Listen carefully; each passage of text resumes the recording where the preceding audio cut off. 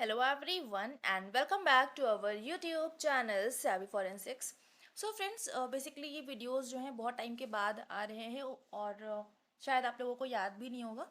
हम लोग फिंगरप्रिंट्स के कुछ क्वेश्चंस कर रहे थे जिसमें हम 25 क्वेश्चंस को डिस्कस कर रहे थे और 25 क्वेश्चंस के आगे के जो हमारे नेक्स्ट 25 क्वेश्चंस हैं उनको आज के इस वीडियो में हम कवर करने वाले हैं. काफ़ी इंपॉर्टेंट क्वेश्चंस रहेंगे ये, तो हर एक क्वेश्चन को बहुत ध्यान से देखिएगा. और ये जो क्वेश्चंस हैं जो हमने इससे पहले अभी तक फिंगरप्रिंट साइंस में जितना कुछ भी पढ़ा है उस पर बेस्ड ही ये क्वेश्चंस रहने वाले हैं. तो ये एक तरह का आपका रिवीजन ही करवाने वाले हैं. ठीक है, तो जल्दी से स्टार्ट कर लेते हैं. और फर्स्ट क्वेश्चन बेसिकली 26 क्वेश्चन की अगर हम लोग बात करें तो यहाँ पर कह रहे हैं what is the approximate percentage of fingerprints having arches. तो जो आर्च पैटर्न होता है तो उसकी क्या अप्रॉक्सीमेट परसेंटेज होती है फिंगरप्रिंट्स में, तो वो आपको बताना है. तो करेक्ट आंसर है ऑप्शन नंबर ए 5%. अगर हम आर्चेस की बात करें, ओवरऑल के आर्चेस कितने परसेंटेज हमको देखने को मिलती है, तो जब भी हम एनालिसिस करते हैं तो उसमें हमको देखने को मिलता है कि जो एवरेज अगर हम बात कर रहे हैं तो अप्रॉक्सीमेटली 5% का रेशियो हमको आर्च का देखने को मिलता है. नेक्स्ट क्वेश्चन है क्वेश्चन नंबर 27. यहाँ पर कह रहे हैं which ridge characteristic split into two forming a Y shape. तो यानी कि एक रिज आपकी स्ट्रेट जा रही थी और आगे जाके दो रिजेस में ये फर्दर बाइफर्केट हो गई वाई शेप में. तो ये क्या कहलाता है, तो ये आपका कहलाता है बाइफर्केशन. जो आपका रिज एंडिंग होता है यानी कि आपका रिज ये चल रही थी और यहाँ पर जाके ख़त्म हो गई, तो इसके आगे इसमें कोई भी कॉन्टिन्यूएशन नहीं है. तो ये जो पर्टिकुलर पॉइंट होगा इसको हम बोलेंगे रिज एंडिंग. नेक्स्ट अगर हम बात करें इंक्लोजर्स की, तो इंक्लोजर जो कि आपका एक तरह का लेक पैटर्न की तरह से होता है, यानी कि ये उसका अदर नेम होता है. तो इस तरह का जो आपका पैटर्न बनता है इसको हम बोलते हैं एनक्लोजर. और हुक क्या होता है, यही रिज थी, मान के चलिए कोई भी रिज आपकी थी और उसमें हल्का सा आपको थोड़ा सा बाइफर्केशन दिख रहा है, तो ये जो छोटा सा पोर्शन कहलाता है ये आपका हुक कहलाता है. नेक्स्ट क्वेश्चन क्वेश्चन नंबर 28 की अगर हम लोग बात करें, इसमें कह रहे हैं किसने हेनरी क्लासिफिकेशन सिस्टम को डेवलप किया था, who developed the Henrys classification system. तो करेक्ट आंसर है यहाँ पे एडवर्ड रिचर्ड हेनरी. तो जो एडवर्ड रिचर्ड हेनरी थे इन्होंने 1897 में फिंगरप्रिंट क्लासिफिकेशन के लिए हेनरी क्लासिफिकेशन सिस्टम का डेवलपमेंट किया था. तो ये काफ़ी इंपॉर्टेंट है, ईयर भी इंपॉर्टेंट है, साइंटिस्ट का नेम भी बहुत इंपॉर्टेंट है. क्वेश्चन नंबर 29 की अगर हम लोग बात करें, यहाँ पर कह रहे हैं which loop opens towards the thumb. तो ऐसा कौन सा लूप होता है जो कि थंब के साइड में ओपन होता है. तो लूप जब हमने बात करी थी तो लूप बताया था दो तरह के होते हैं, एक होते हैं रेडियल लूप, एक होते हैं अल्नर लूप. तो जब भी जो रिजेस का फ्लो होता है वो रेडियस बोन की साइड में होता है तो वो आपकी कहलाती है रेडियल लूप. और जब भी जो फ्लो होता है वो अल्नर लूप की साइड में होता है तो वो आपका कहलाते हैं अल्नर लूप. तो जो आपकी अल्ना बोन होती है वो आपके हैंड में थंब के ऑपोजिट साइड में होती है, और जो जिस साइड में आपका थंब होता है उस साइड में आपकी रेडियस बोन होती है. तो जब भी जो लूप का फ्लो होता है वो थंब के डायरेक्शन में होगा उसको हम नाम दे देंगे रेडियल लूप. तो करेक्ट आंसर हो जाएगा option number B. Next question की बात कर लेते हैं और यहाँ पर कह रहे हैं what is the core in a fingerprint pattern. तो फिंगरप्रिंट पैटर्न में जो कोर होता है वो क्या होता है.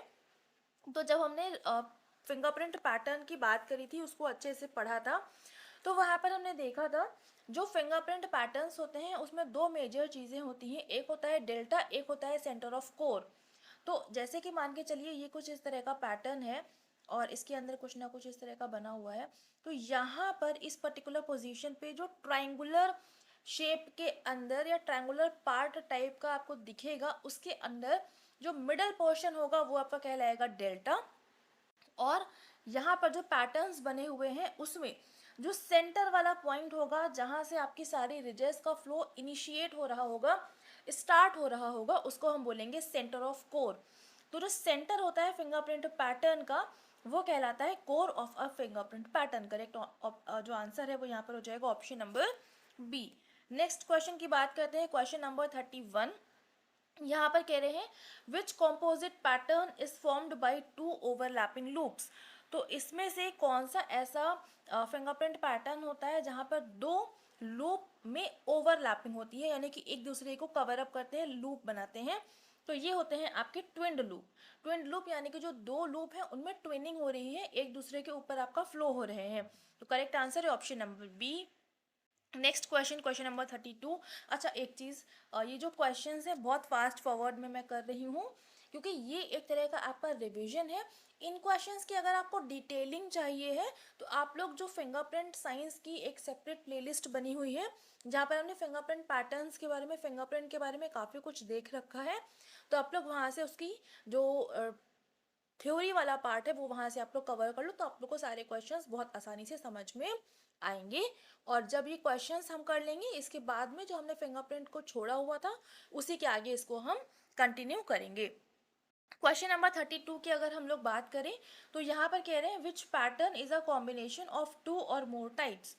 तो जो दो या दो से ज़्यादा पैटर्न्स का कॉम्बिनेशन होता है, ऐसे पैटर्न को हम नाम देते हैं composite pattern. Option number D is the correct answer here.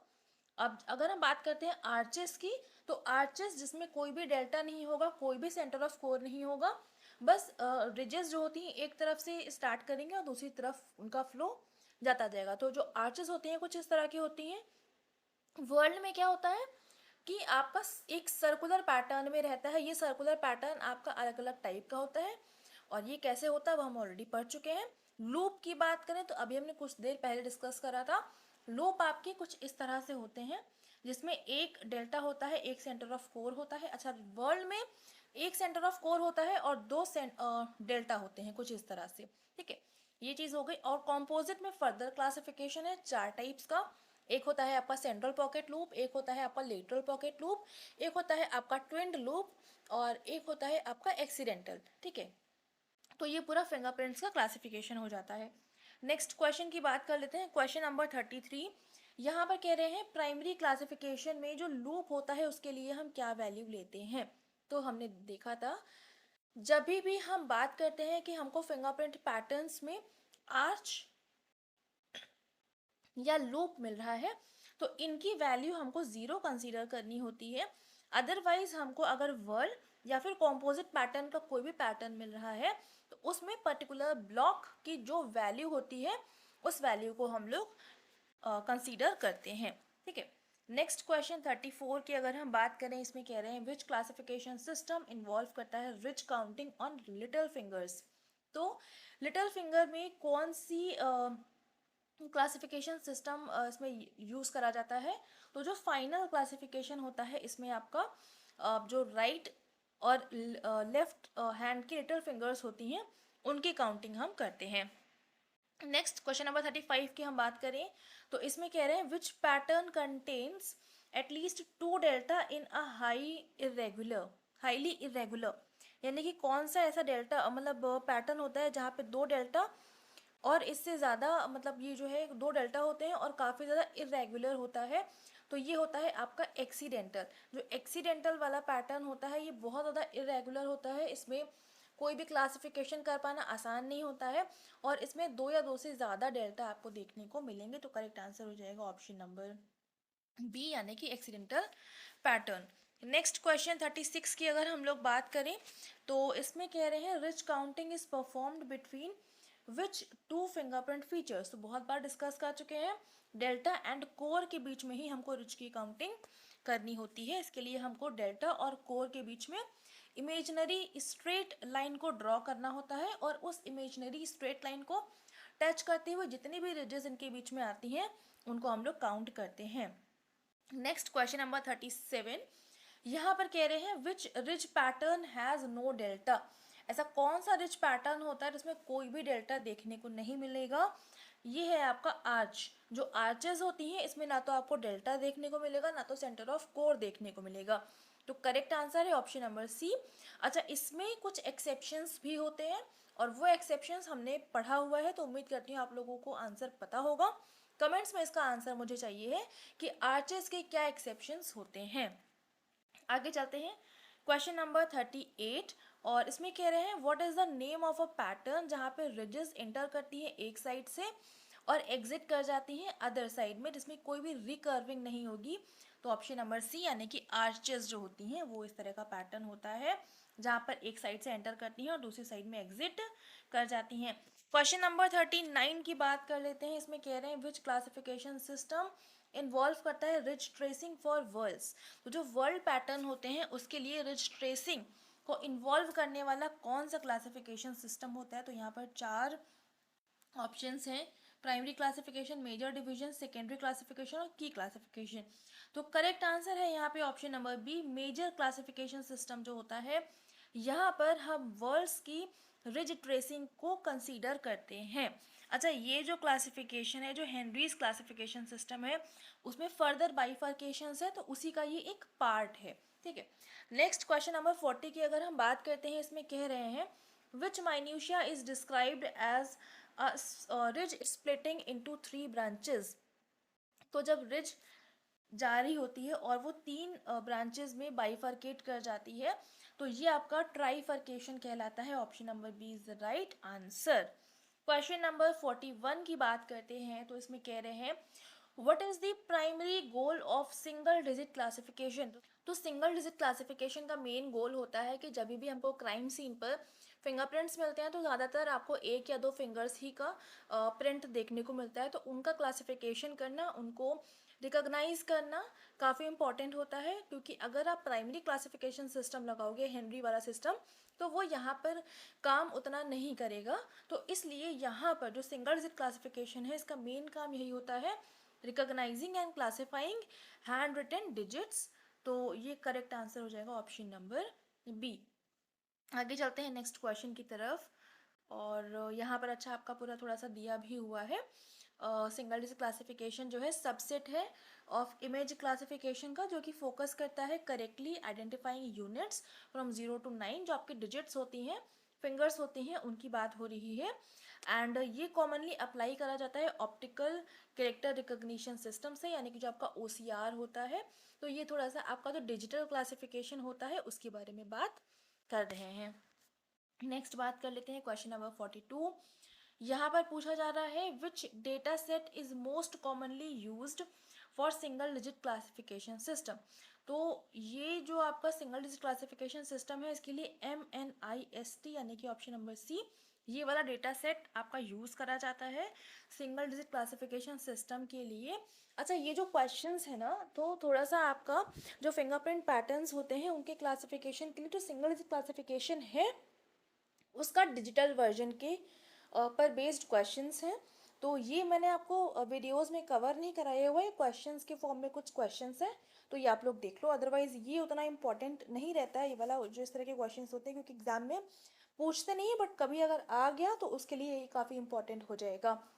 तो इन क्वेश्चंस पे बहुत अच्छे से ध्यान दीजिएगा, क्योंकि ये क्वेश्चंस का थ्योरी वाला पार्ट अभी तक अवेलेबल नहीं है। ठीक, तो जो MNIST डेटा सेट होता है, ये वाइडली यूज़ करा जाता है for training and testing models in digit classification.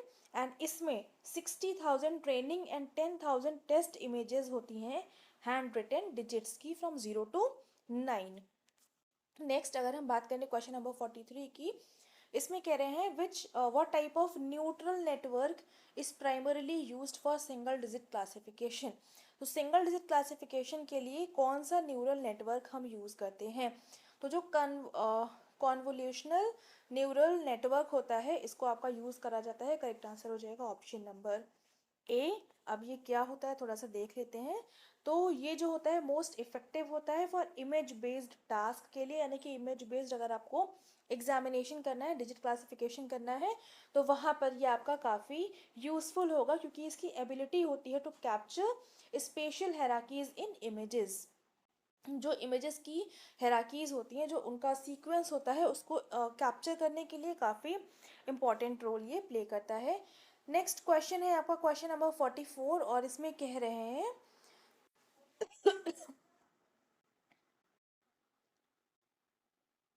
Next question आपका क्वेश्चन नंबर 44, और इसमें कह रहे हैं what is the activation function commonly used in hidden layers of a CNN for digit classification. तो जो CNN होता है उसमें जो हिडन लेयर्स होती हैं उसके लिए एक्टिवेशन फंक्शन के तौर पे हम क्या यूज़ करते हैं।